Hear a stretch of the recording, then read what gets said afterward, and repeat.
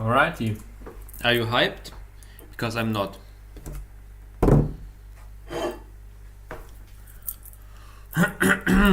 Let's go. Welcome back to this advertisement episode for Lasergurkenland, lgl.zillihun.com. Play now. Freely reachable anarchy server. It's pure vanilla. There are no world resets. I have enough storage for big worlds and so on. Yeah, I don't know. It's just a chill quality server. I wouldn't call it too quality, but it's not bad. Like, I'm not like a 12-year-old admin who will remove the server after 2 weeks or if he loses interest. So the server will stick around, and yeah, there are no rules. You're allowed to use hacked clients and all the other anarchy stuff. So if that is something for you, make sure to join now. And that was it for the advertisement part for the server. Yeah, I don't know. This is all water. This is so bad. But why do I have the feeling that this water is like 1,000 blocks long? That's so unfortunate.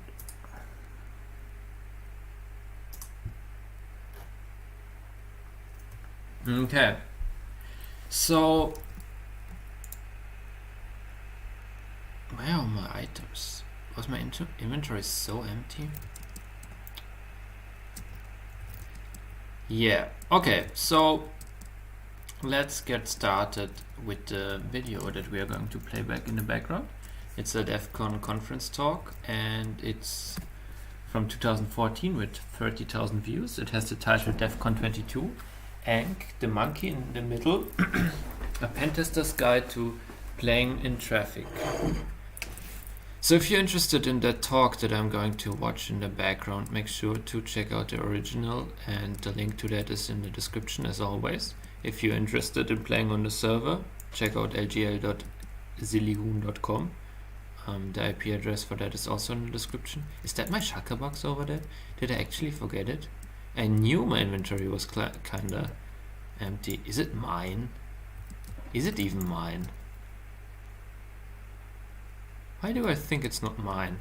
I don't know. Okay, so yeah, then I would say let's go get started. Where's my 1,000 block mark? Yeah, well, I will do that while the video is playing back. Alright, so you'll hear people refer to me as Anch, Anch, Anch. I pronounce it Anch. Technically, it's a form of Ankh, but I wonder how I pronounce it. I think I pronounce it kind of wrong. As always. Yeah, I'm Anch, and you guys are here to listen to me ramble on about man in the middle attacks or monkey in the middle attacks, and we'll play some traffic. It'll be a lot of fun. So just a little bit about me. This is the slide that I normally introduce my wife, because she's here, but she's not here. No, that's her on my way. Yeah, I'm sure you're going to be 4 minutes late. I'll introduce you guys when she gets here. I have a lot of experience in penetration testing and hacking. And funny story time since I have time. A penetration tester, the job title penetration tester, is the best title to have at a party. And people walk up to you, what do you do? I'm a penetration tester. And they look at you funny like, huh. And they're like, so what do you do exactly? And they're expecting something like, well, I test the lighting in porn. But then I explained to them, oh boy, I know this talk. Yeah, whatever. Let's watch it. What I do, and they're like, oh, that's actually really fucking boring. So I've got over 10 years experience doing this. I like to do this, and I like to teach people how to do it. I'm going to take a little bit of a survey. How many of you guys first year DEF CON? First time? Wow, I got a room full of noobs. That's awesome. By the way, when I say noob, it's not an insult. Honest to God, not an insult. It is a compliment. I'm a noob at things. I can't reverse engineer for shit, and I'm teaching myself to do it.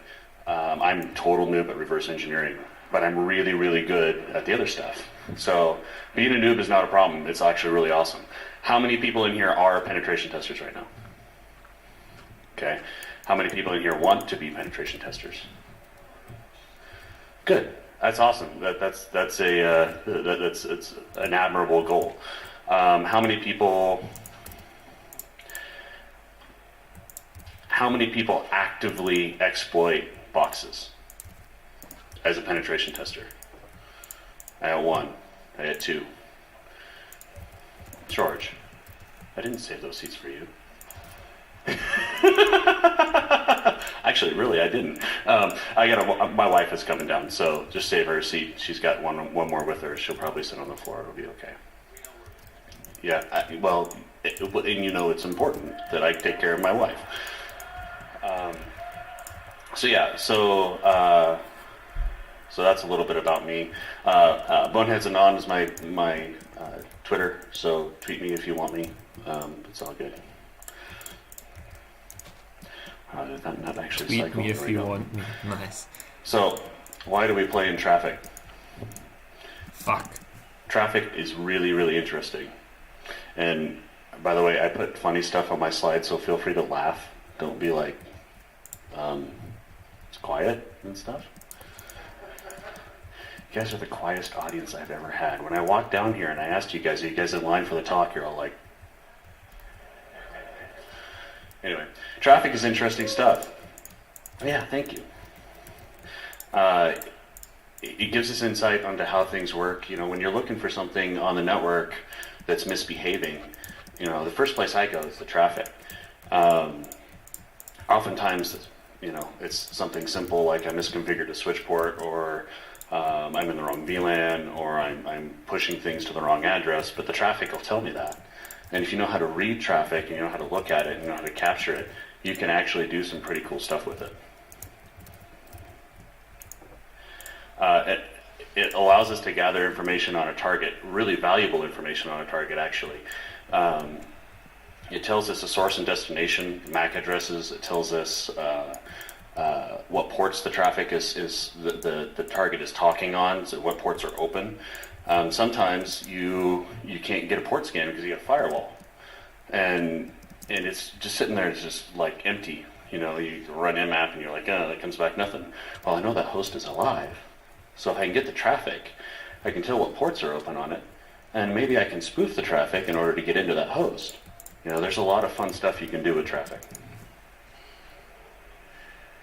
And it allows us to change things as they go by. And I'll get into some fun stuff you can do. You can really prank your friends with some of this, especially when you're at home. And your friends get on the internet and they're like, why are all the images upside down? Yeah, hi, everybody. This is my wife. Oh fuck. I pressed the button. Just to change things as they go by, and I'll get into some fun stuff you can do. You can really prank your friends with some of this, especially when you're at home. And your friends get on the internet and they're like, why are all the images upside down? Yeah, hi, everybody. This is my wife.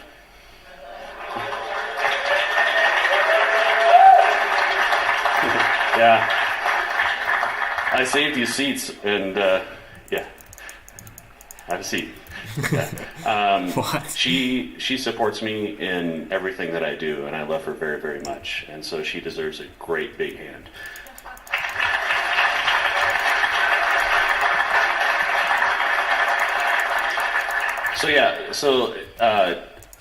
Being able to play in traffic allows us to change things as they go by and make modifications to stuff that may or may not allow us to get into things that we're not supposed to. And that kind of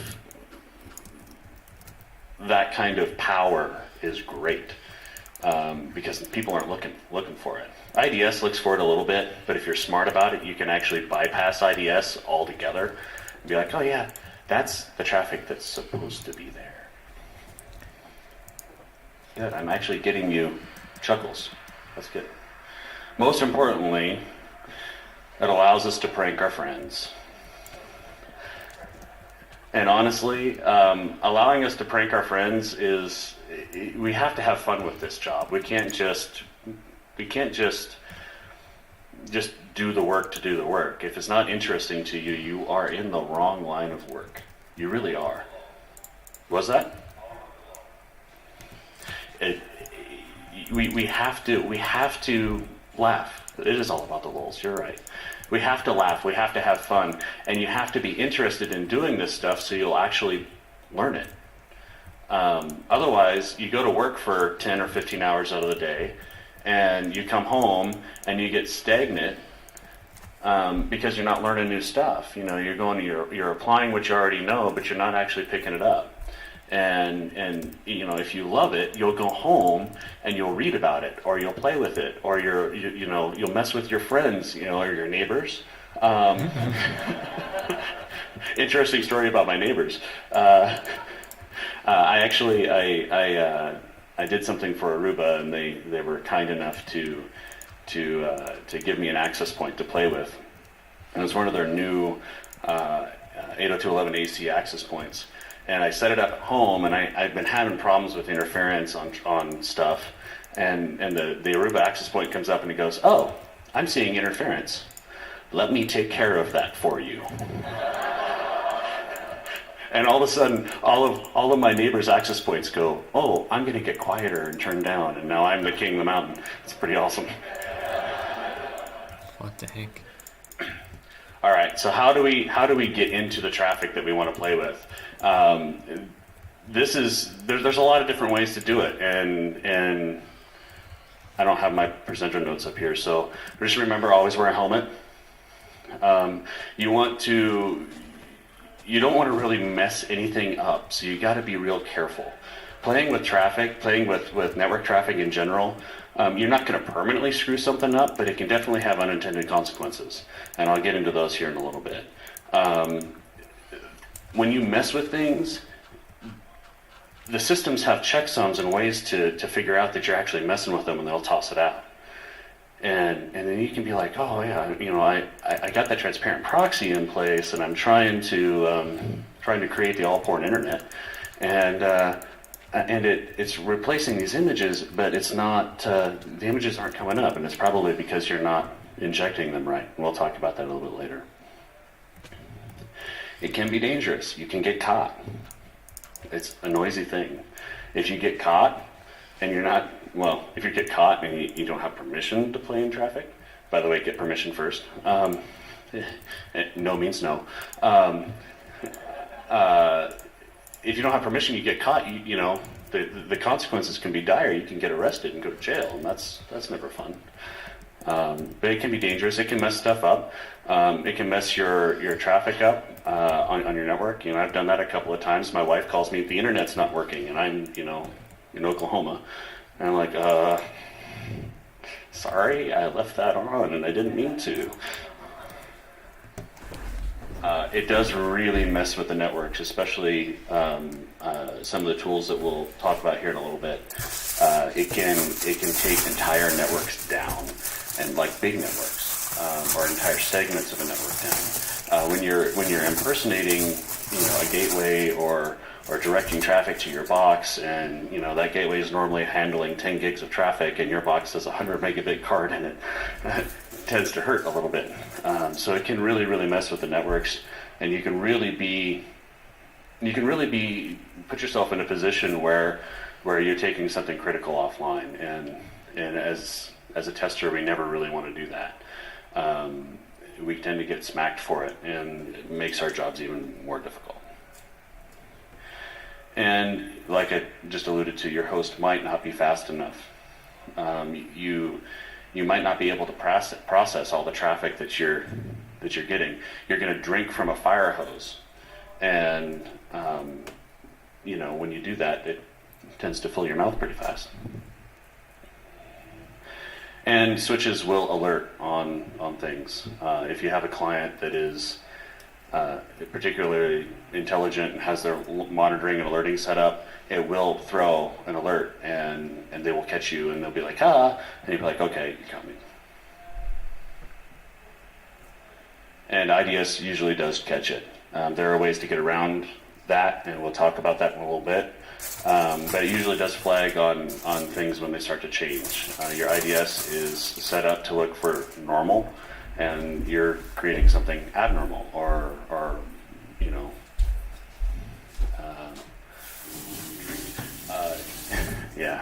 you're looking for something abnormal, and you're creating something that is not kosher on the network, and so it'll usually catch it.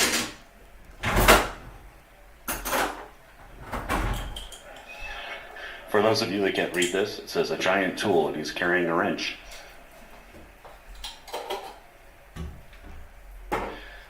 So we're going to have a little discussion about tools and how to use them and what they're for and the best ones to use. I'm going to go through the stuff that I normally use and normally put on a network in order to get into traffic, and tell you there are pitfalls and goods and the bads. So we're going to talk a little bit about ARP spoofing and when to use it, which is almost never. And we're going to talk a little bit about DNS poisoning and spoofing and when to use it, which is a lot because it's a whole lot of fun. We're going to talk about DHCP snooping or spoofing as well. Basically answering faster than the DHCP server for an address and making yourself a gateway. That guy. Would you hire that guy with this have fun mentality? I would. And we're going to talk about transparent proxies, which is where all the pranks come. Those are the most fun. And those transparent proxies are what you use after you get the traffic to your machine.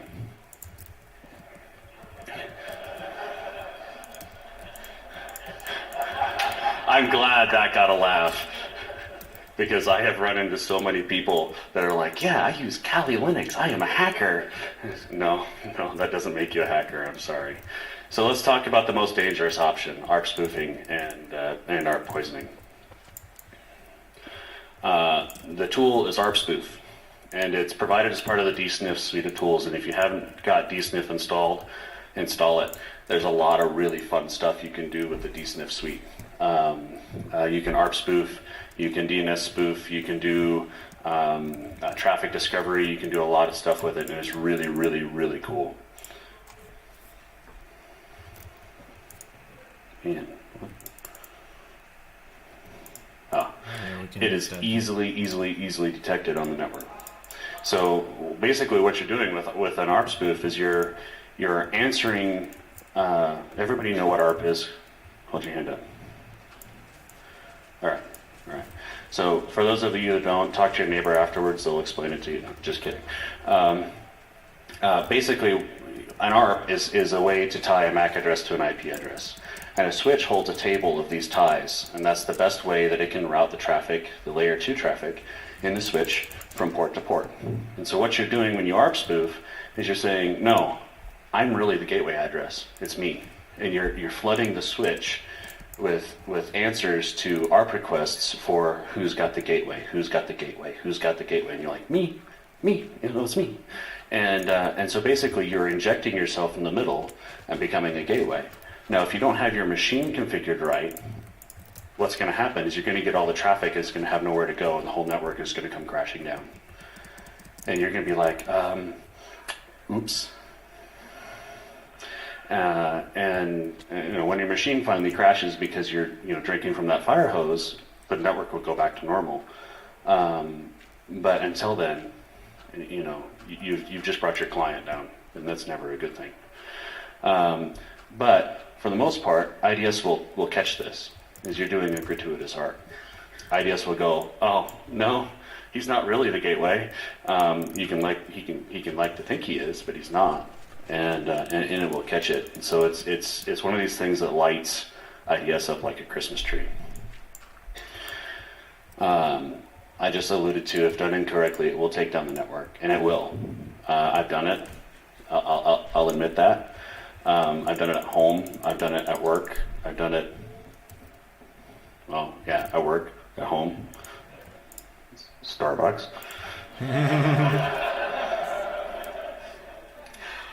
You need a fairly powerful host to keep up with the traffic. I mean, these days, we're looking at gigabit or multi-gigabit connections, and your host needs to be able to process that. So your little Wi-Fi pineapple or your little Linksys box, that you can do this with, it's not going to cut it. It just can't process the traffic fast enough. Laptops, Mac Minis, small computers, they're going to be able to keep up with the traffic as long as you're gigabit or better. I carry a secondary network card, lightning network adapter in my bag, just for this purpose, and so that I don't have to route traffic in and out the same address. I can pull it in one and route it out the other. Setting it up, basically, you're setting your box up as a gateway. And you got to be able to route the traffic through the machine without actually slowing it down. You're going to slow it down a little bit. It's just one of those things, but you want to slow it down as little as possible.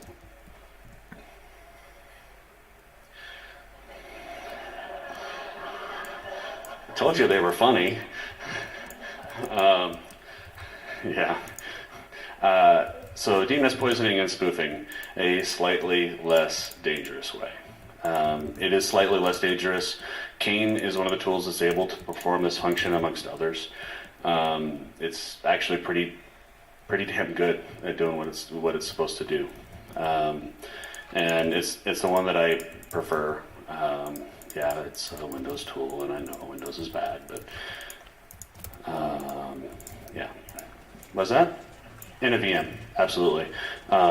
People look funny at me because I have a Mac, and actually I see a lot of Macs now. I used to be one of the first people to actually hack on a Mac, and they're like, "Oh, you run a Mac?" And I'm like, "Yeah, it's a great platform, and I can run Windows on it still." It may still require you to ARP spoof first. You're going to send replies to DNS requests to point traffic at yourself. So you have to become that DNS server. So, you may have to ARP for that one specific address and say, I'm the DNS server, I'm the DNS server instead of I'm the gateway. Okay. And it is always used in conjunction with other tools. It can't actually handle the traffic itself. And so what you're going to do is you're going to reply with an address pointing that particular, that DNS answer back at yourself or someplace else in order to capture the traffic in order to get the traffic to be redirected. And the great thing is with DNS caching is, you may only have to answer once every 5 minutes or once every 2 weeks. Depending on how the cache is set up in DNS. And if you have to answer once every 2 weeks, that's pretty awesome, because I can stand up a box, answer once, poison the cache, and take the box down and go home, and I'm still getting that traffic. It's really pretty cool, unless they figure it out and they flush the cache. And like I said, it provides your IP address the answer to the DNS queries. So you're saying, I'm really Google. It's me. I'm Google. I'm going to send you my search results, which may not necessarily be kosher. I'll let you read this because it's.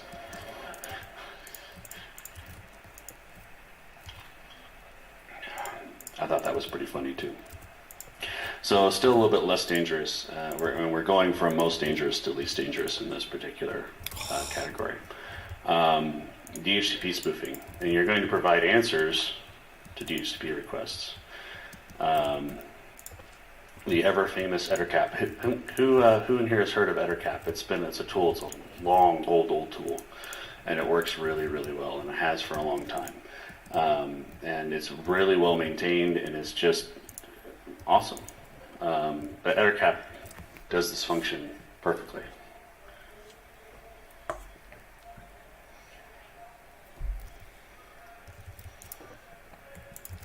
you still need to be able to sniff the traffic. So you still need to get the traffic coming to your box somehow. So you're still going to have to do something, either have a span port or one of these. Last year I did a talk on my bag of dirty tricks, and Zaz's mom came up and said, "I really like the ninja throwing star." And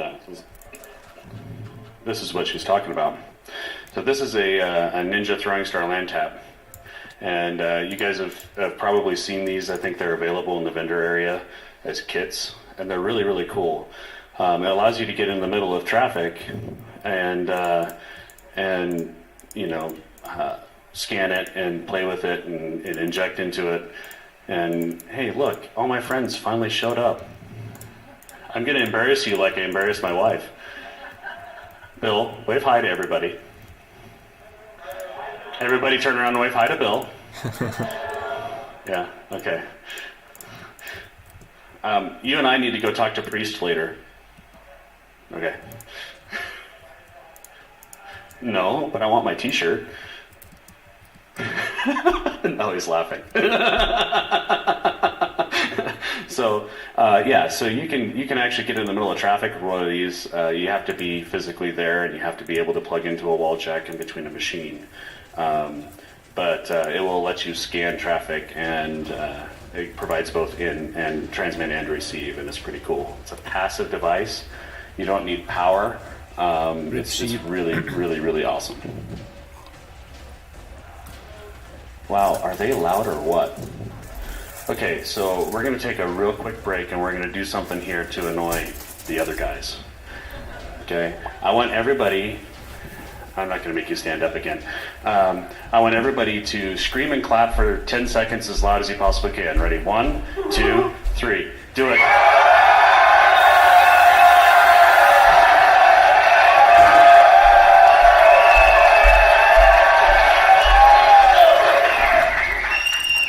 Perfect. And put us in these small rooms with these thin walls, and that's Sky Talks over there, and there's no recording, and we just probably really annoyed the speaker because he's right behind that wall. That's a lot of fun to do. I'll have to look and see who was speaking and go, hey. Switches can be alerted to check for and deny this type of attack, especially in situations where you're relaying traffic to one DHCP server. So it can be, the switch can be configured to actually send these packets directly to the DHCP server and send the responses back. And if that's the case, this isn't going to work for you. And if they're really, really well configured, and tight on this attack is going to be tough to pull off. But it is less dangerous than an ARP spoof because you're not going to interrupt all the traffic, just some of it. And it is also used in conjunction with other tools, and we'll talk about those other tools here in a little bit. So we're going to talk about proxies, but this image might be a little bit hard to see or hard to read. And it's the whole what my friends think I do, what my mom thinks I do. And yeah, my mom knows I'm a hacker, but she does think I work for the Geek Squad sometimes. And I'm not a chick, even though that's a chick in what I think I do. But, and we all know what we actually do. So the government one I thought was the funniest because it's sinking the Titanic. So you need to actually be able to do something with the traffic once you get it. You need to be able to have a way to change things. And the easiest way to change it is to set up a transparent proxy. And in this case, we're talking about HTTP or HTTPS type traffic, web traffic. There are some other tools that you can do that do other traffic, like SSH. You can actually do SSH man in the middle, and it is evil and it is fun. And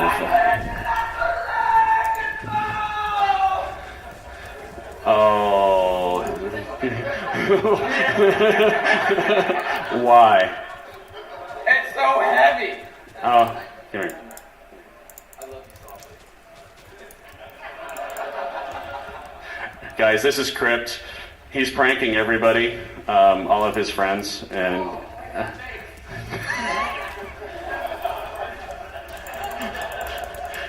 hey, Crypt.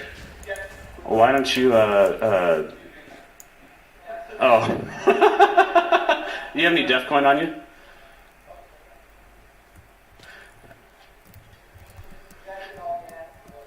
Uh-huh.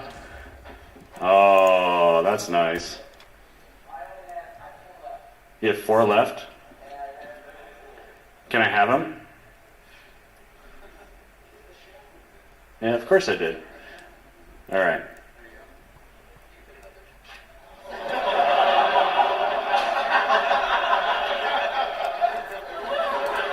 Complete disrespect. I am amazing, and I'm a good sport, am I not? Yeah, awesome. So I've got 400 Def Coin here, and I'm going to do some question and answers. And the best questions I come up that you guys ask me, I'm going to give Def Coin to. Who here has Def Coin? Yeah, I know you guys do. Of course you do. Okay, who here wants Def Coin? Okay, good. At least I got something that's valuable. The paper it's printed on is worth more than the actual coin, but you know. So multiple tools provide this service, and we'll talk about SSH min in the middle here in a little while, but we'll talk about HTTP and HTTPS first. Who in here have heard of the Burp Suite?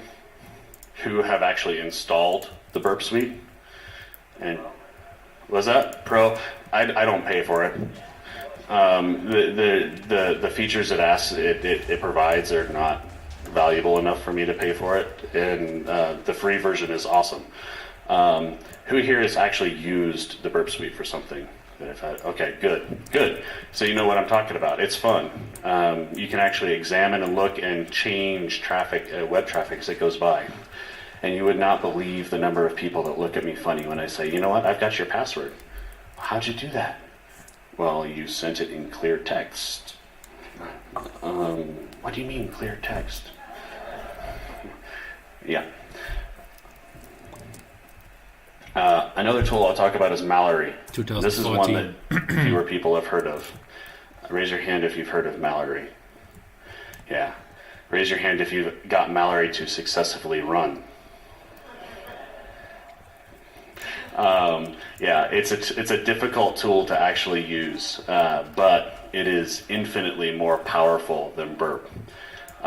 You can do so much more with Mallory, and it's fast, and it's not Java based. Yeah, see, I got yeah.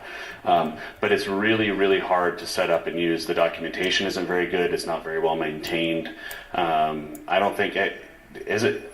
I haven't seen anything since like 2011. Yeah, it hasn't been maintained very much at all. And so most people that use it and use it effectively maintain it themselves. I actually have a private GitHub repository with my version of Mallory in it.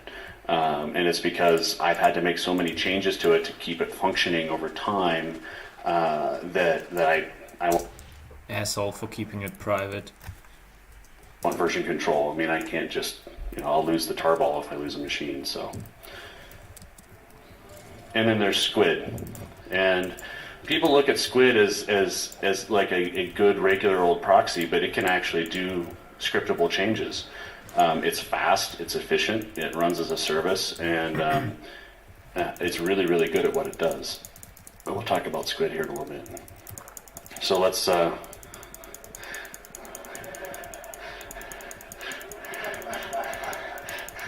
Yeah, it is. Passwords anymore are ineffective unless they have spaces. Remember that. Put spaces in your passwords. People don't think about spaces. And spaces at the end of passwords, when you crack them, they show up as a blank space, right? So you're like, I don't understand why this password isn't working. Well, it's because it's got a space at the end of it. Let's talk a little bit about Burp Suite. You guys know it's Java. It runs on almost anything. Runs really well on almost anything. It runs really slow on almost anything. Java is one of those things that we wish we didn't have to put up with, but we do have to put up with it. But it's good. It's readily available. The free version is more than effective for what most people need, unless you're doing some really serious, heavy application testing and want to know some automated stuff and some automated certificate stuff. And my arrow keys just aren't working well. It just works most of the time. It's like an Apple computer, or an iPhone. It just works. Your 5-year-old can probably figure it out. It's pretty cool. It's got a real good GUI. It sets up requests and posts in such a way that you can actually change them and see what's going on. And I'll be honest, if I'm looking for something quick, Burp is the first thing I grab. If I don't have time to play with Mallory and get it fiddled and set up, if I'm just looking for a quick, 2-day engagement that I'm doing a pen test on an application, I'll pull up Burp Suite and go through it that way. It's really, really good at what it does. It grabs cookies. It will hold gets and posts for you. It'll sit there and fake the server out. Like, yeah, I'm trickling the data to you. I'm just on a really slow connection, and let you change things. And it's really great to escalate privileges, because a lot of developers don't think about the cookies that they're setting. They set this cookie and they're like, yeah, you've got user level. And it's like user level 0. Like, yeah, okay, what happens when I change that user level 1? And all of a sudden I've got admin access, and it's hilarious. Totally like, how'd you get that? Well, I just changed it on the way.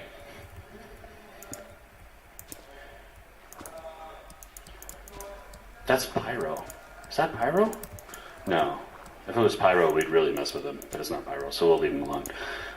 It can change cookies, variables, and HTML responses on the way back to the server. This is a client-based tool. You're not going to actually change the traffic going from anything but your client to, or your group of clients that you've configured to use this proxy to the server. And so this is a really good way to get into things, Tomcat and stuff like that, on the server side. Speaker goodness interrupting me. I'm just kidding. I know, I'm just giving you a hard time. And it has some very powerful SSL options. SSL is only as good as your user trading. I can present you a fake certificate, and as long as you are trained to click on, yeah, give me that fake certificate, I've got all your traffic. Our social engineering efforts are vastly successful, because people have gotten used to, oh, that looks odd, but hey, I've got an OK button. I don't want to call IT. I'm just going to click OK.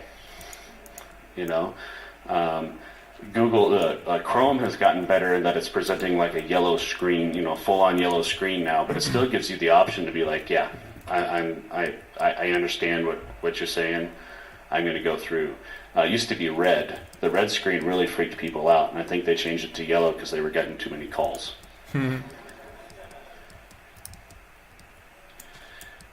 Yeah. This is really kind of what Mallory's all about. I'm the best hacker ever. I downloaded this thing on the internet to do it. And Mallory, it's tough to use, and we'll talk a little bit about it. It's really powerful, though. More powerful than Burp, and much faster. It's got very good SSL options. It'll, just like Burp, it'll auto-generate certificates, but if you have the right type of root certificate, like a fake root certificate, it'll generate these valid certificates with the valid information based on the certificate it downloads from the actual site that you're attacking. So it will actually fill everything in like it's a real certificate from Google. You know, it's like Google HTTPS, and you'll look at it, and it's like Google Incorporated. You know, this is the date. It's just been self-signed. And so when you actually examine it, if you have a user that's actually going to examine the certificate and look at it, it looks legit. And they're like, oh, okay. Well, Google just made a mistake and put a self-signed certificate up there. I think I can do that, and I'll let it through. And then you've got all their traffic. It's very, very, very good. Very configurable and almost too configurable.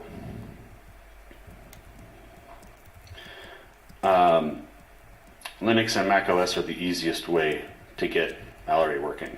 And I actually have a virtual machine that I keep just for Mallory. And it's because it takes so many different libraries. It has to be massaged just in the right spot, and it takes a certain configuration of IP tables in order to actually work. And so I just keep it all set up on a VM that's ready to go. I boot up the snapshot, I start Mallory, and I'm ready to rock and roll. And I know that I can make changes to the configuration as I need to go. It has a Chrome plugin that will allow you to look at cookies and do injection of change and do injection of cookies and things like that. It's not very effective. It actually kind of sucks, and it's really difficult to understand. It's a tool. It's a great tool. Try it out. Go download it. I've got the link somewhere on here. And it's actually in the presenters notes, which are on the conference CD. It can be very, very, very picky. It really doesn't like a... what the heck is going on back there? That's really, really annoying. All right. Oh, he's going to go take care of it for me. I love you, man. Thank you. It can be really, really picky about the environment it's set up in, and it can be really, really, really tough, again, to get working. And there's not a lot of pre-built tools for it. You're going to be building a lot yourself. If you can code in Python or C, you're going to be set up and ready to rock and roll. But you're going to be writing a lot of your own plugins and a lot of your own tools to get it working.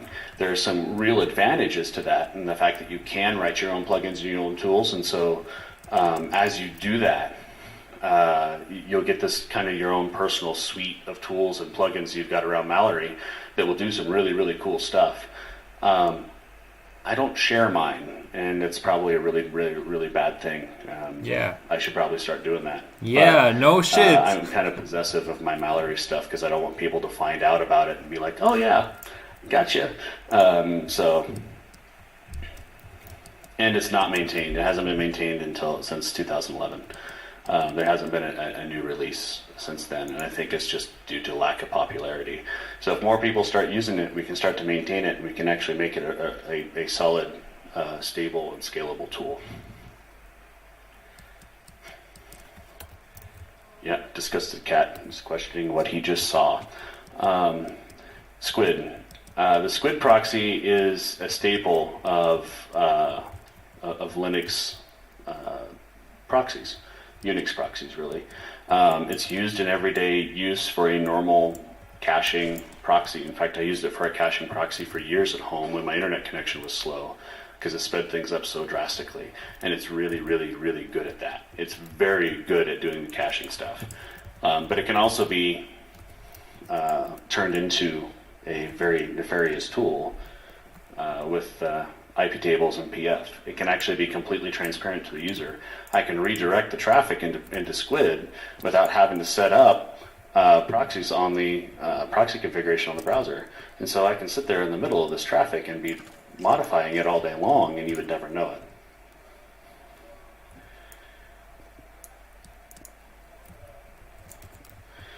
Man, who did this PowerPoint anyway? It's good for fast and static replacement. So if you want to replace images, or if you want to put a header at the top of a certain set of web pages, captive portal type stuff, it's really, really good for that.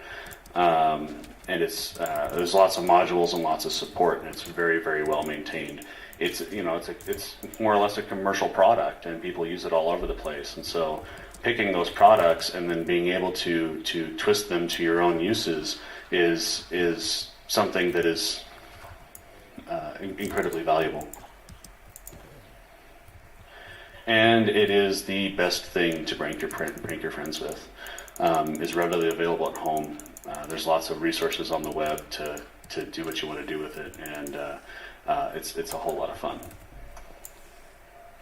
So I was going to do an SSH monkey in the middle here, and I booted my VM this morning, and I got set up to do it. And as always, the demo gods are not in my favor today. So, oh wow. That's a flying dick. We'll set that there for the next speaker. He'll wonder what the hell happened in here. It'll be a lot of fun. But instead, I'm going to do some time for questions and answers here at the end, because they didn't give us any Q&A time after our talks this year. And I want to be able to answer your guys' questions. So I'm going to take the 10 minutes I set aside for that and do that instead. The other thing I want to talk about is the all-port internet redo. Yeah, I like that image. That's so much fun. I actually have something in my bag that is batteries are dead, and it's a redo of something that was done back in DEF CON 17. And these guys got up and talked about what they called the all-port internet, and it was an access point you could attach to, and it would replace all of the images with random porn. It's a great prank, and it's a great example of what you can do with a proxy. Battery is dead in my box, or my bag right now, but it'll be up. I'll go upstairs and charge it, and it'll be up, and I'll be walking around con, and you'll see an access point that says all P internet. Okay, and it'll throw you into a captive portal, and it will actually ask you about your preferences. And so you know, I'm non-discriminatory, and I want to make sure everybody gets, you know, not my brand of porn, but what they want. And so it will ask you about your preferences, and it will present you your preferences of pornography, and every image will be pornography. I'm sorry, but it also gives you the option to join it or not, and I'm not going to force it on you, because I understand that that's not for everybody too. No demo, but it will be available. Yeah, I won't force it on you. You have to ask for it, and it's gender and preference neutral. So with that, let's open the floor up for some questions. Let me see what kind of time I've got. I've got 20 minutes left, or 25 minutes left. So yeah. I haven't played with it in a long time, to be honest. It's one that I'll put on the list, certainly, to check out. If you got something that you've done with it that you want to talk to me about, come grab me a beer afterwards, and we'll do that. Yeah. So there's actually a tool. If you Google SSH man in the middle, it's part of the dsniff suite. It will actually present a fake public key to your client, and you'll get a message, a key warning. You know, the public key has changed. I have mine configured to where it won't even connect to a changed public key, but most default implementations will just ask you if you want to replace it, yes or no, and then it will sit in the middle and decrypt the traffic and record the traffic for you as it's passing the traffic to the next host, because you just changed the public key to the one I presented you to, and it's decrypting that traffic. It's a whole lot of fun. There's not a whole lot you can change with it, but you definitely get passwords from it. Yeah.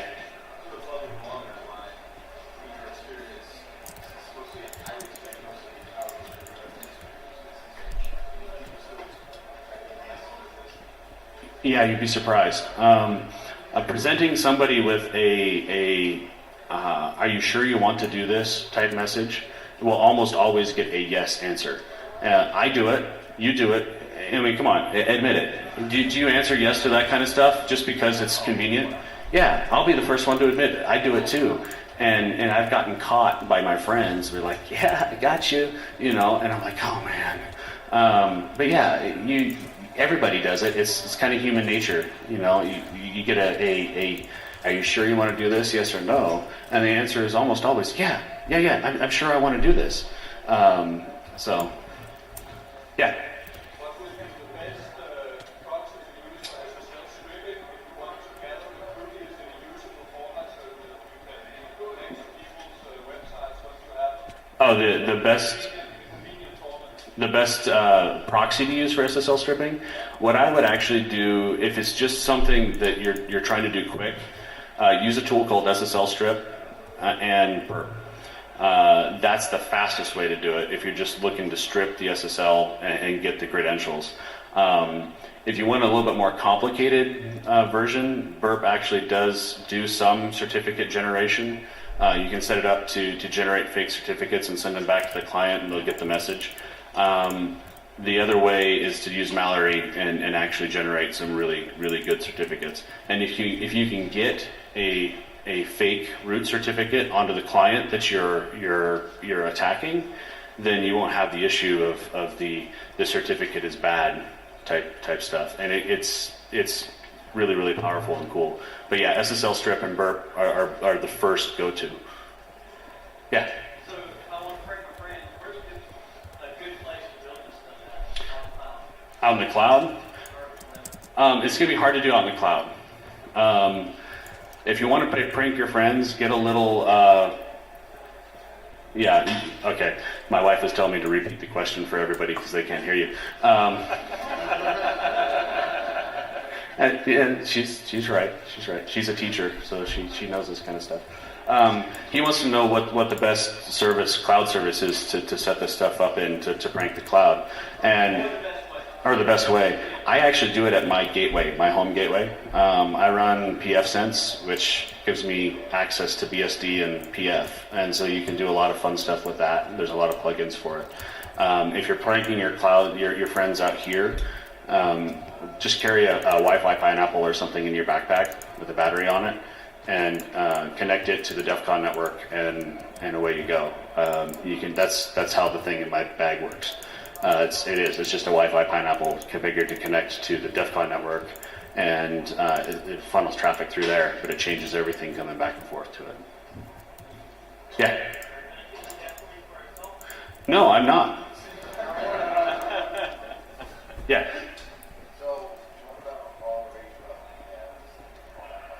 VPNs. See, I'm not going to keep the DEF CON for myself. That was a really good question. The rage about VPNs are actually pretty well protected.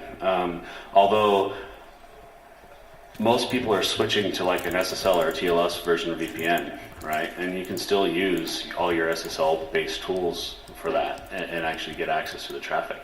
The problem being is that when you've got a VPN going, you're oftentimes tunneling traffic inside tunnels, at least I do.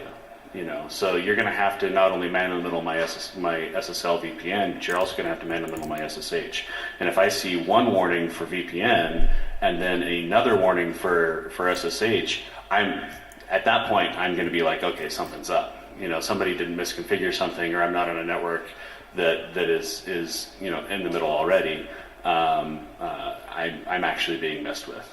You can get 100 DEF CON. That was a good question. Yeah. Yeah.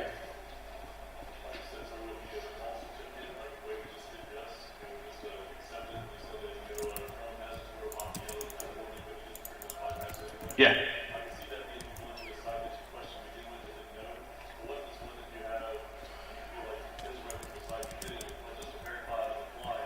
Fuck. Almost.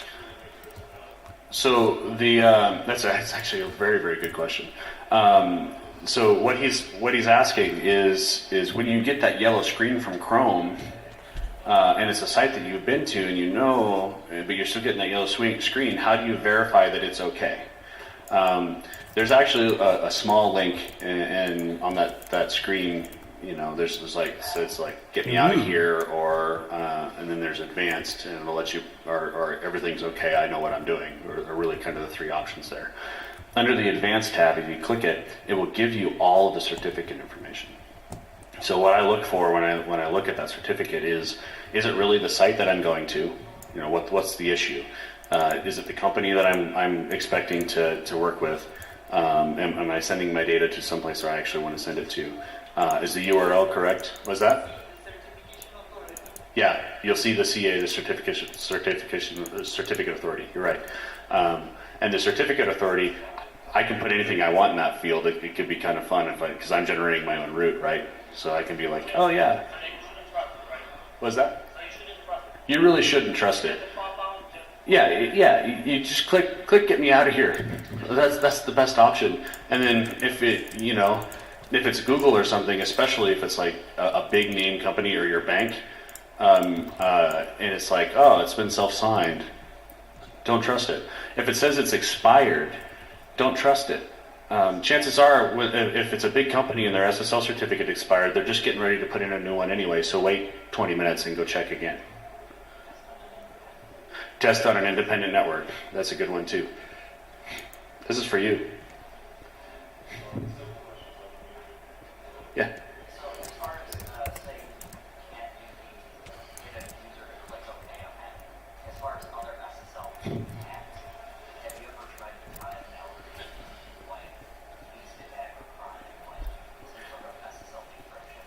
Yeah, his question is, have I ever tied one of these tools into like a beast attack or a crime type attack or a renegotiation type to decrypt the SSL?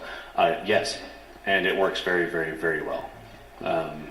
The crime attack, until they patched it, has been amazing. So yeah, time to wrap it up. All right, one more question. Yeah.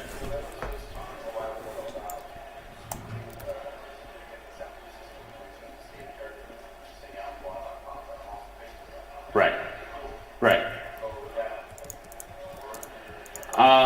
It would have. They have since fixed that. But yes, it would have, and it actually worked very, very well. So that's all I got for you guys.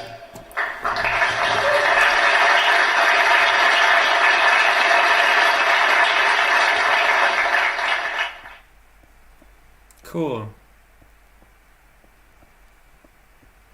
I most certainly saw this talk already, but I can't remember like 90% of it.